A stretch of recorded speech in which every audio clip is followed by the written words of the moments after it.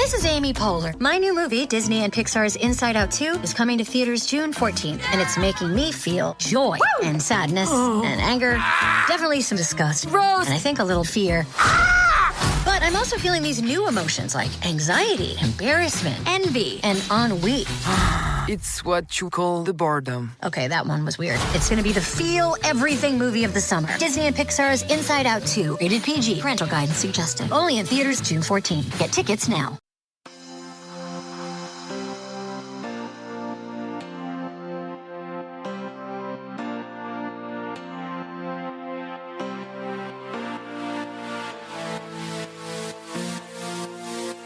Hello and welcome to Outward, Slate's LGBTQ podcast, which this week stands for lacrosse, golf, badminton, triathlon, and Q is still just queer since there's no summer Olympic sport that starts with it. I guess we should probably all get together and work on that. I'm Bryan, an editor at Slate, and I'm talking about the Olympics not only because they're coming up later this summer in Paris, but because our show today is going to dig into one of the little-known aspects of their history that has to do with the policing of biological sex and the establishment of gender surveillance in sport. I love saying sport that way. It makes me feel very European. Sport. Speaking of sport, when we look at the anti-trans movement that's got a hold on our country today, we generally trace its origins to youth sports, specifically the fixation on trans girls participating in youth teams and activities appropriate to their genders. This was the issue, not bathroom bills and the other gambits that sort of preceded it some years ago that really caught on and galvanized a lot of Americans to fear trans youth and their inclusion and what they symbolize about sex binaries and fairness, quote unquote fairness in athletics. But as our guest today shows us, fear-mongering around sex and sports is nothing new. In fact, it goes all the way back to the 1930s when a group of early Olympic bureaucrats and Nazis clashed with early trans and intersex athletes about their participation in the 1936 games, and a whole sex surveillance regime was born. To help us understand that clash and how it left us with the problems that we have today, I'm joined by Michael Waters.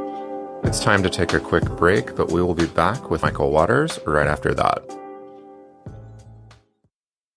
It is Ryan here, and I have a question for you. What do you do when you win? Like, are you a fist pumper, a woohooer, a hand clapper, a high fiver? I kind of like the high five, but if you want to hone in on those winning moves, check out Chumba Casino. At ChumbaCasino.com, choose from hundreds of social casino-style games for your chance to redeem serious cash prizes. There are new game releases weekly, plus free daily bonuses, so don't wait. Start having the most fun ever at ChumbaCasino.com. No purchase necessary. VGW. Void where prohibited by law. See terms and conditions. 18+. In 1978, gay people in California faced a dire threat. Proposition 6, the Briggs Initiative. The teaching profession is riddled with the homosexual element. John Briggs is going to fire every gay and lesbian school teacher in the state of California. I'm Christina Cauterucci. This season on Slow Burn, we'll explore how a nationwide backlash against gays and lesbians led to a massive showdown in California. This was tens of thousands of pissed off gay guys and lesbians roaring down Market Street. With so much at stake, young people became activists. We've got to fight back. We can't let this happen in California. And activists became leaders. My name is Harvey Milk, and I'm here to recruit you. Slow Burn, Season 9, Gays Against Briggs. Out now, wherever you listen. Okay, we're back. Michael is a wonderful writer and historian, an occasional Slate contributor. His most recent piece for us was about salacious steamship gossip, so if you missed that, please go check it out. He's also a writer for The Atlantic, The New Yorker, Wired, Vox, The New York Times, and many other publications. It's been my pleasure to edit him a number of times, and even better to have him on the pod today to talk about his new book, The Other Olympians, Fascism, Queerness, and the Making of Modern Sports, which is out this June from FSG. Michael, welcome to Outward. Thank you for having me. Slate is always the best place to be, so I'm thrilled to be here with you.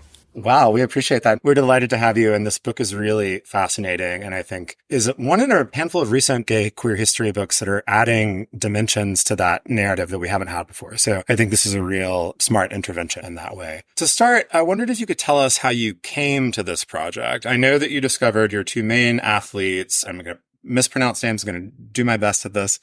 Zdeněk Koubek and Mark Weston in the course of working on something else, and you were sort of shocked that we barely remembered them. So can you talk about that discovery and why you decided that it needed a book? I spend a lot of my free time, maybe too much of my free time, on newspapers.com, which is this like incredible like digital newspaper archive. I don't know how I would do history without it, honestly. So power to everyone who existed, pre-2000 who was doing this history. But I was yeah, exactly. But I was looking on newspapers.com. Like I sort of love to search different variations of search terms related to like gender and sexuality and kind of like contemporaneous words for queerness in whatever era I'm looking in. I stumbled across this trans woman named Barbara Ann Richards, who petitioned in 1941 to have her name legally changed to sort of reflect her transition. Actually, and her petition was approved, and it was this big news story in 1941. And I was really interested in her story. And then I noticed that at the kind of towards the end of some of the coverage of Barbara Ann Richards, a few newspapers mentioned, like, you might remember this phenomenon, referring to gender transition, basically, from a few years ago when these two athletes had transitioned gender. And then, like, they named these two athletes who eventually became the focus of my book. Zdeněk Koubek, who is this Czech sprinter, and then Mark Weston, who is this British shot putter. And I was just like, I'd never heard of them before. So I was like, oh, that's so wild. Like, who are these people? Looked up their names, kind of thought that they would just be widely known. And it was kind of like a history that I missed, and was really surprised at kind of the lack of information out there about them. And so that kind of was the genesis for the obsession that eventually brought me to this book. And I think the first way that I knew it could be a book is this incredibly clutch, or incredibly lucky research discovery, which is that Zdeněk Koubek, after he transitioned, so he transitions in December 1935, announces that he is like about to undergo surgery, that he's now living as a man after having this career in women's sports. And after he transitions, he becomes a celebrity, and he actually is asked to write an account of his life for this Czech magazine. And it's published weekly over the course of months. In total, it's about 40,000 words. Oh, it's like serialized. Yeah. Right, so it was like this right, like kind of yeah. 40,000 word like short memoir all about his life that was like sort of in this Czech archive. I eventually found out like this incredible translator who translated it into English for the first time for me. But that's like that when I got that, I was like, oh, okay, this is something. Because like the hard part about any history, but I think especially queer history, is that we often don't have that kind of documentation of like someone explaining their life story. And so, yeah, once I saw that, I was like, okay, there is something here potentially for a bigger project. I actually wanted to ask you about sort of research methods and sort of, because it's pretty clear. I mean, you say, I think in your author's note, that you basically had that like sort of long essay and then some contemporaneous interviews to rely on, but there wasn't like a huge archive about these people, right? You had to work from those things to construct. And I want listeners to understand this book is beautifully narratively written. It's like, it reads like a novel. It's really gorgeous writing that way, which is not a surprise coming from you. But knowing that, that you had to kind of spin that out from relatively meager resources is fascinating. So I wanted to hear you speak a little bit more about that. I would say that almost all of the parts of the book that are full scenes where like you are sort of placed in a space and you have like back and forth dialogue, almost all of that is from Koubek, because I was sort of using dialogue that he remembered. I mean, some of his account is a little exaggerated, and it is like sort of like he also had this like great sense of humor, which was like an incredible part of this. But basically there was almost no way to like recreate a scene unless it was a scene of someone competing. So like there are a few sort of track competition scenes, or it was something that Koubek himself had narrated. A lot of other sources that I used sort of pieced together some element of narrative. So I did rely a lot on newspaper articles, especially about Koubek and Weston.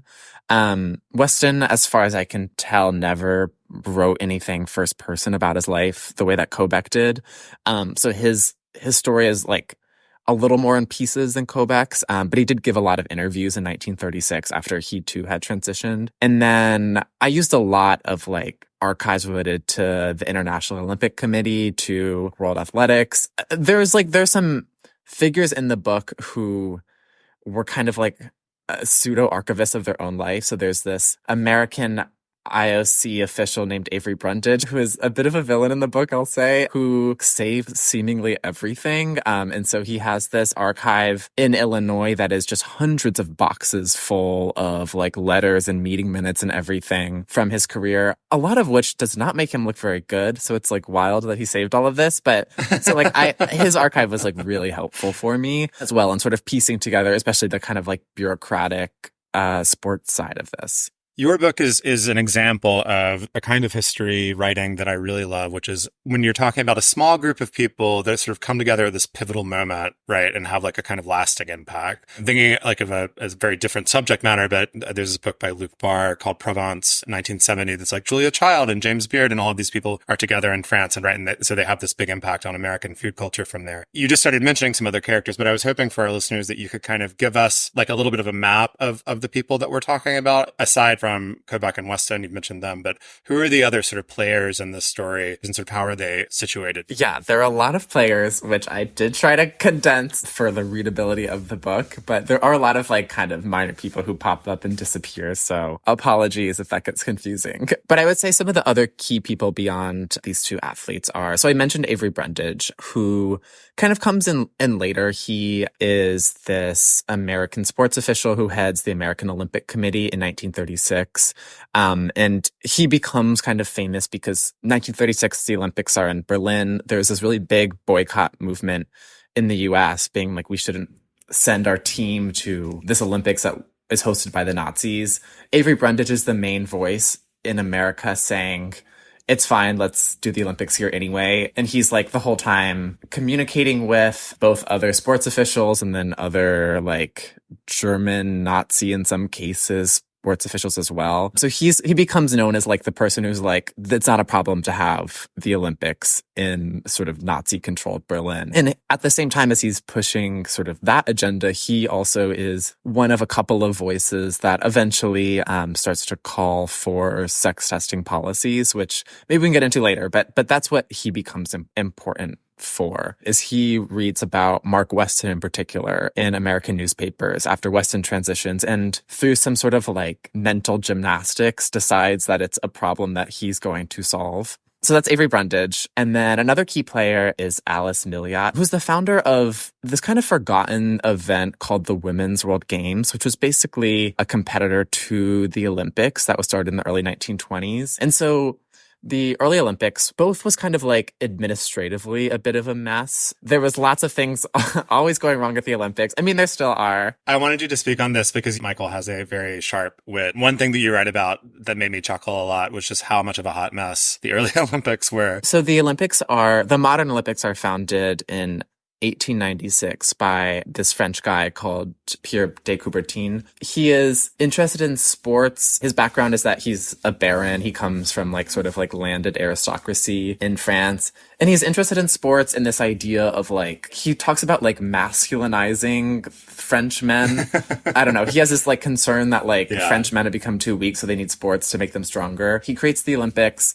He's not really that interested in kind of the nitty gritty of administration, or what it takes to do like event planning, which is very hard, especially on a global scale. There were always issues of like people who maybe cheated in the early Olympics. There are lots of stories about like the winner of like a marathon competition was like not like seemed to disappear in the middle of it and then sort of like comes back. It's like close to the finish. One of the early Olympics was in Paris, and like the marathon literally went through the streets of Paris. And so it was very easy to just like, for someone to like lose track of different athletes, and then they might hitch a ride. There are a lot of allegations of people hitching a ride to the front. And yeah, there was like structures were always collapsing that were built for the Olympics. You said everyone was like drinking and doing cocaine, like us. And this is not the fault of the Olympics administration as much, but like there was sports science, if it existed, was very much in its infancy. And so a lot of athletes before performances they would have whiskey or brandy. Cocaine was a very popular drug at that time, just like kind of globally in the early 1900s. And so like athletes would do cocaine before races. Some would take products that we now use as rat poison. Like it was kind of a mess. And so there was like athletes would be like kind of collapsing in the middle of races. So another thing about Pierre de Coubertin, in addition to like not really caring about administering the Olympics, is that he really only saw the Olympics as being for men. And he had lots of quotes about not liking the sight of women athletes, worrying about sort of what sports would do to the health of women athletes. And there was a lot of fear-mongering at the time about how if women played certain sports, it would affect their reproductive system in some way, which was nonsense, but it was like kind of widely held at the time. And so Alice Milliot in the early 1920s, when there are very few sports available to women at the actual Olympics, she is this French woman who kind of like rises the ranks of French sports administration. And she decides to create her own rival event called the Women's World Games. And like the Olympics, the Women's World Games is held every 4 years. It's governed kind of is separately from the Olympics. They kind of have their own rules and their own discussion, often with a lot more nuance about gender and sex than the IOC itself. And what's interesting about the Women's World Games is that they became almost as popular as the Olympics itself for a period of time. Like lots of people showed up. Internally, there are letters from people within the IOC worrying about like whether the Women's World Games will eventually sort of come to rival the Olympics in scale. And so at the same time as like she's gaining traction, you see the like all male group of people serving on the IOC, the International Olympic Committee. They're trying to kill the Women's World Games. And the Women's World Games is also relevant because before Weston and Kobeck transition, that's what they're participating in because their sports are basically not available at the actual Olympics. So the Women's World Games is kind of the highest level that they could have sort of strived to pre their gender transitions. There's some other characters. I guess those are maybe the key players. No, that's good. I think that's good. That gives us a good picture. And actually, I think this is a good moment to take a quick break. And then when we come back, we will dig into sort of the meat of the book, which is this interesting moment of possibility right before the 1936 Olympics and then what happens after. Right. So we'll be back in just a second.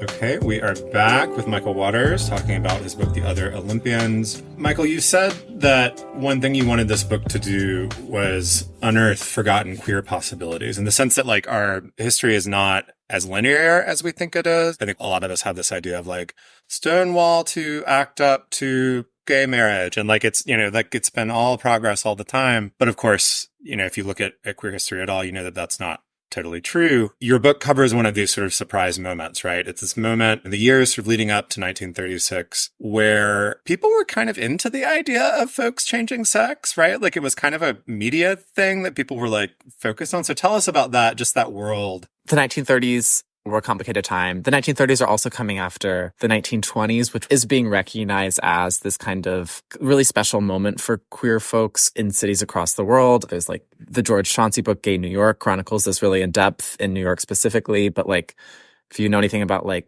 cabaret, that's 1920s Berlin. It's a really big moment. So like the 1930s, I think ultimately end up becoming quite conservative for different reasons, but they're kind of cresting on a lot of the momentum of the 20s too. But one really interesting thing about when you like sort of read the coverage of these athletes or even just of biological sex and what we would consider to be gender at the time is that there were lots of stories, especially in like local newspapers, of people who basically had like moved between these categories in some way. And I got interested in this through the lens of like name changes. So there are lots of like little stories of people who probably fit a trans definition today, although they didn't use that to describe themselves at the time, like successfully like changing their name after some kind of transition. And I should also note that at the time, there was like no sense of gender as this sort of like psychological, socialized category that was different from biological sex. And so when people talked about this, they talked about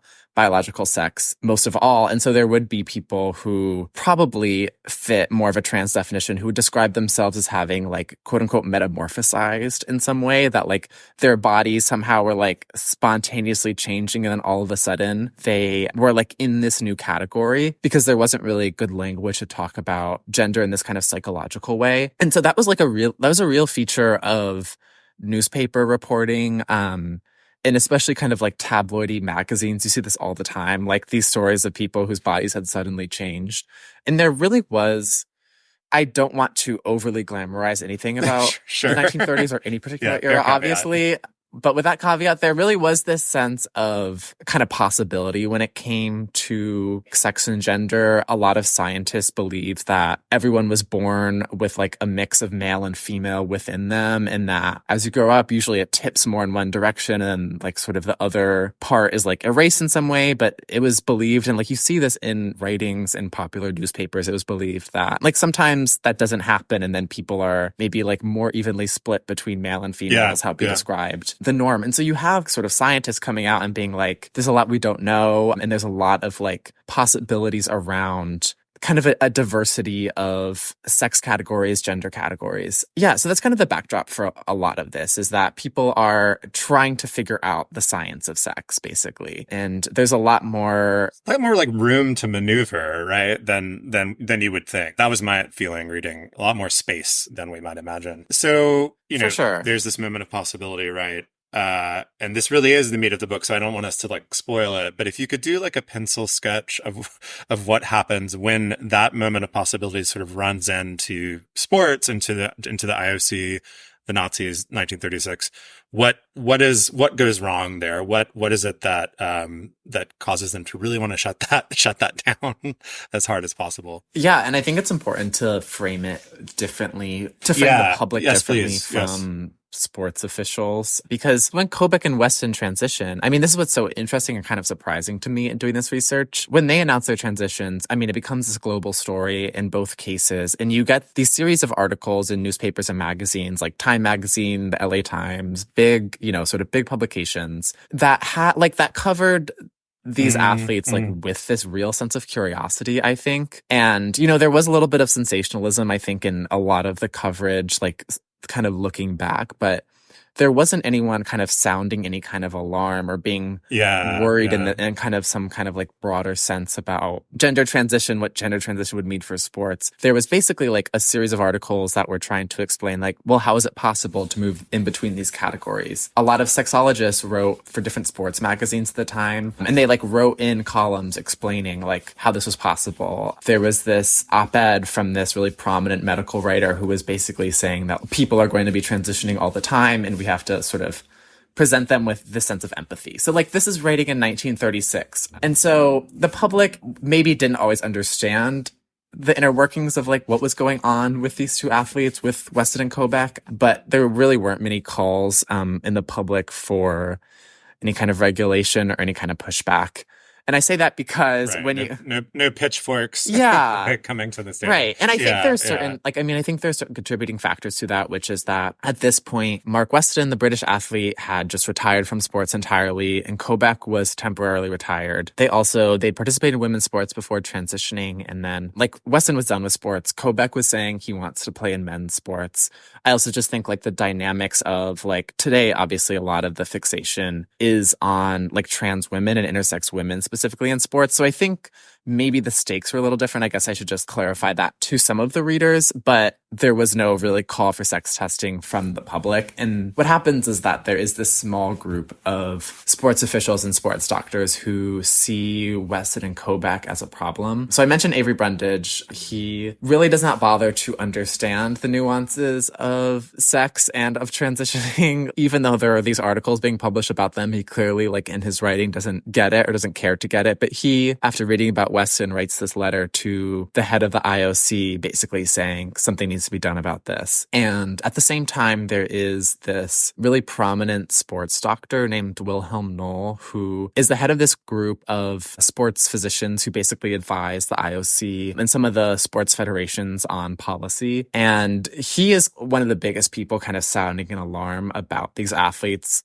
Again, kind of like against logic. An important part about him also is that he is this very committed Nazi. He's like registered in the Nazi party. He wears like the brown shirt uniform to his lectures that he gives at the University of Hamburg. And he is the first person to write this op-ed in January 1936 after Kobach transitions, saying that Kobach is a fraud in some way and that something needs to be done. I mean, he's really the first person to say we need to do some kind of medical examination of athletes before major major sports events to like make sure, quote unquote, they're in the right category. It's really not clear what he thought he would find, what he was looking for. And I don't really think that he himself had even bothered to think this through. He was a doctor, but I also think in his writings, you see just like the influence of kind of that like eugenics Nazi ideology, where he's sort of zeroing in on a difference and not really bothering to unpack any nuances of it. He just sees Weston and Kobeck as a problem. And he is like this really respected authority at the time in the sports world on medical issues. So I think his word also carried a lot of weight with like kind of top brass at these different sports federations. And so really, that is really what you see. It's like, it really is just like a few people, a few sports officials who are like, this is a problem, let's do something about it. But like ultimately you do get, so it's called the IAAF. It's now known as World Athletics. It's the sports federation that governs track and field. Right. In August 1936, they passed this very weirdly worded policy that amounts to basically the first sex testing policy in sports. And it's directly because of Wilhelm Knoll and Avery Brundage and sort of their lobbying. And then that policy after World War II sort of blossoms, spreads across all of the Olympics basically, and then becomes like modern sex testing. But yeah, it really is because of this advocacy of just a few officials who are not the most empathetic people and are not trying to understand like biology or gender or anything like that, that we get that policy. Right. You can't help but feel like a little bit of a tragedy there. It's just like, God, what if that hadn't happened and we could have had, that spirit of curiosity that you're describing sort of continue? Who knows? Like that could, like the whole 20th century could look very different with regard to these issues. Speaking of time and the rest of the century. So as you just said, this surveillance and testing regime that was established then has continued. How do you see sort of that legacy influencing not only sports, but sort of our general anti-trans moment more broadly right now? I'm thinking specifically maybe of just like the way we think about sex and the division between the sex, like that kind of stuff is, I think, kind of codified or at least intensified through this mechanism. Yeah, absolutely. Right? Like, I think the way that I've come to understand what happened in 1936 is that it really put anyone who would be advocating for a more inclusive approach to sort of a spectrum of people, a spectrum of like biological sex itself is a spectrum. Like a lot of sports officials try to cleave it into this binary, and it's not. So even in this era before people were talking about gender, they knew that there was this sort of spectrum of bodies, and they just didn't really bother to consider what that would mean for sports. And so, yeah, I think just anyone who would be advocating for a more nuanced way to include people in sports, it really puts you on the back foot when all of a sudden this like really poorly thought through policy becomes enshrined into just like the handbooks of these sports federations. And I think you see that dynamic in a lot of ways just in all of the ensuing decades. So basically what happens is that what sex testing means like continues to change throughout the 20th century. So the original policies called for basically these like invasive like strip test examinations, which again, it's like not really considering actually like the full spectrum of biological sex or the ways that can present itself, but that wasn't really the concern.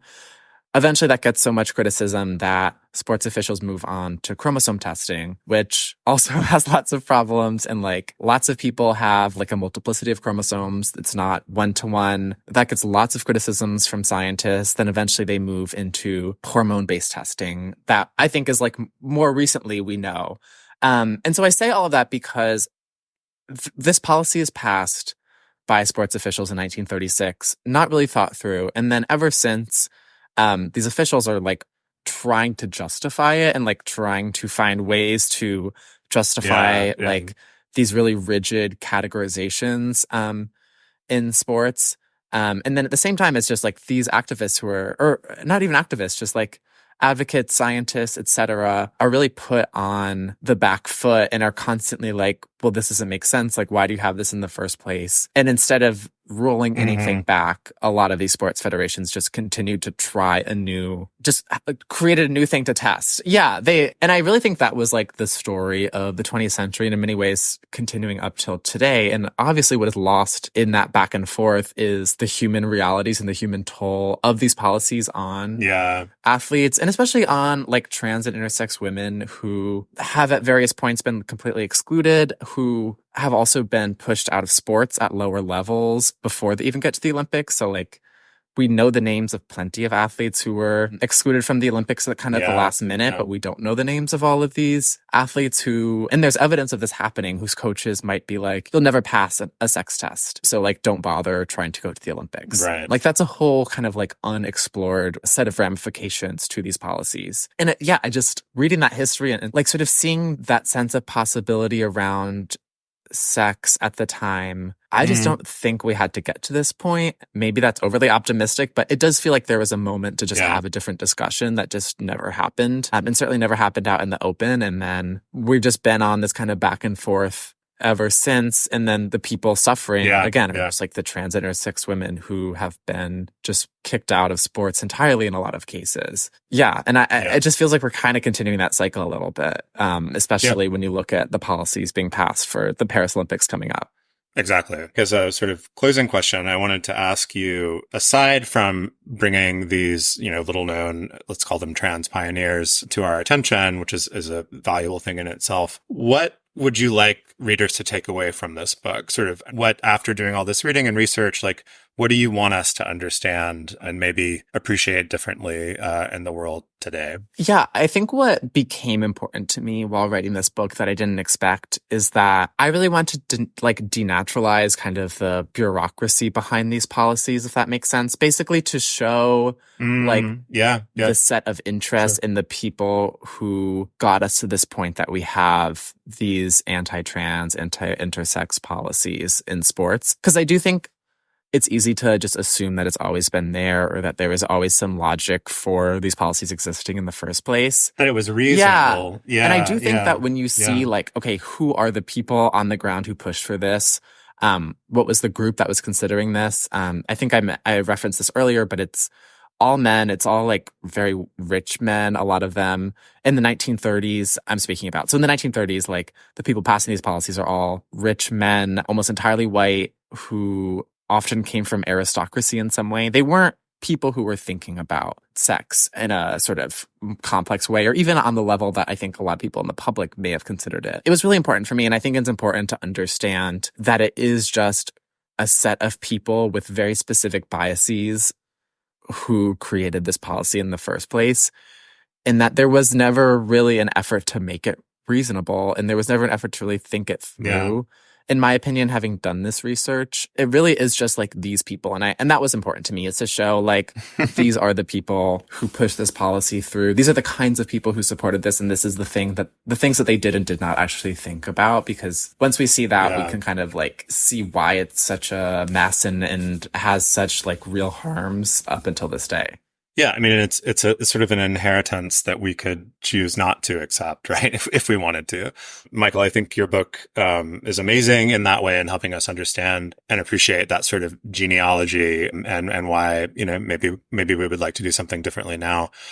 Listeners, the book is The Other Olympians, Fascism, Queerness, and the Making of Modern Sports. The author is Michael Waters. Michael, thank you so much. This has been a really fascinating conversation, and the book is just so good. Well, I appreciate that a lot. Thank you so much for having me, Bryan. All right, that is the show for this week. Please send us feedback and topic ideas at outwardpodcast@slate.com or via Facebook or X @SlateOutward. A reminder that, as always, by joining Slate Plus, you'll get ad-free podcasts, extra segments on shows like Working, and you'll never hit a paywall on the Slate site. To learn more about that, go to slate.com/outwardplus. Our show was produced with Olympian strength and grace today by Palace Shaw. If you like Outward, please subscribe in your podcast app. Give us those 5-star reviews, tell your friends about it, do all the things so that others can find the show and we can grow the Outward family. Until next time, bye everybody, stay gay. Okay, round 2. Name something that's not boring. A laundry? Ooh, a book club. Computer solitaire, huh? Ah, sorry, we were looking for Chumba Casino. That's right. ChumbaCasino.com has over 100 casino-style games. Join today and play for free for your chance to redeem some serious prizes. ChumbaCasino.com. No purchase necessary. Void where prohibited by law. 18+ terms and conditions apply. See website for details.